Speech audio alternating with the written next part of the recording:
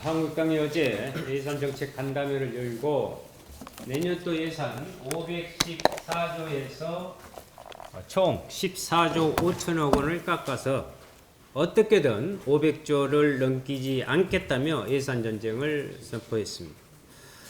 청년과 미래 세대의 등골을 희게 만드는 등골 브레이크 예산이라고 비틀어대기도 했습니다. 한마디로 민부론을 이야기하면서 민폐를 끼치고 있는 형국입니다. 한국당의 예산 깎기 타령은 이번이 처음이 아닙니다. 지난번 추경 예산 편성에서도 시간을 계속 끌어 재정이 제때 투입되지 못하도록 방해한 전례가 있습니다. IMF와 OECD가 한국이 계속해서 확장 재정을 공고하고 있는 것을 모를 리가 없는데도 계속해서 재정 확대 반대만을 외치고 있습니다.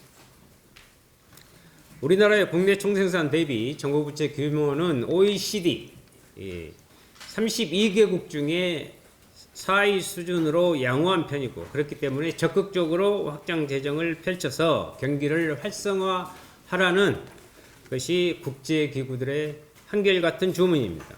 그런데도 한국당은 확장 재정에 대해서는 반대를 위한 반대에 골몰하고 있을 뿐입니다.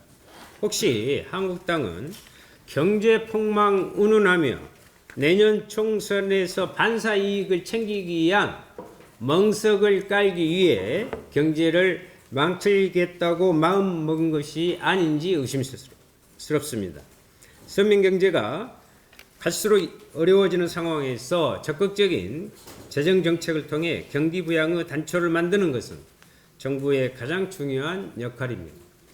그런데 정부의 발목을 잡아서 경제를 위축시키고 그것을 통해서 총선에서 어부지리하겠다는 발상을 한다면 이는 반민생 정당임을 표방한 꼴입니다.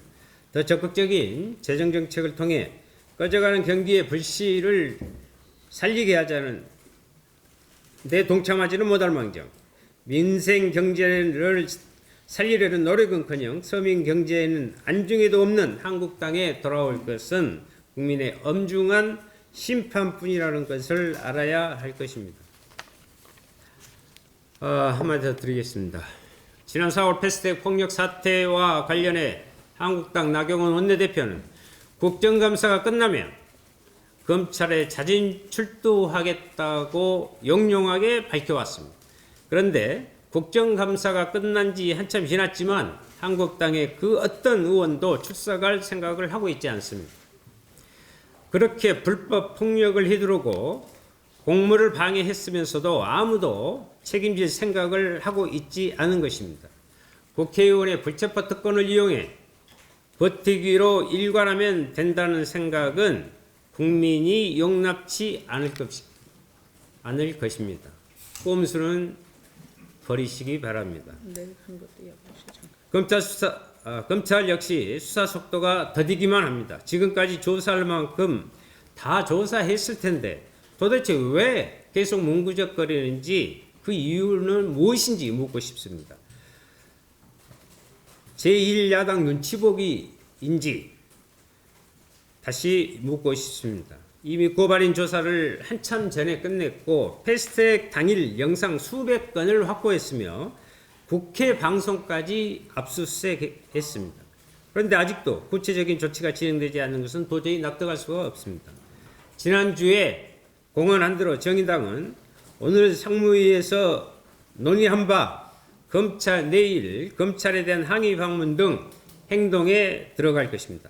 법 앞에 만인이 평등하지만 한국당 의원들은 애외라는 잘못된 사례를 만들지 않기 위해서라도 정의당이 먼저 나설 것입니다.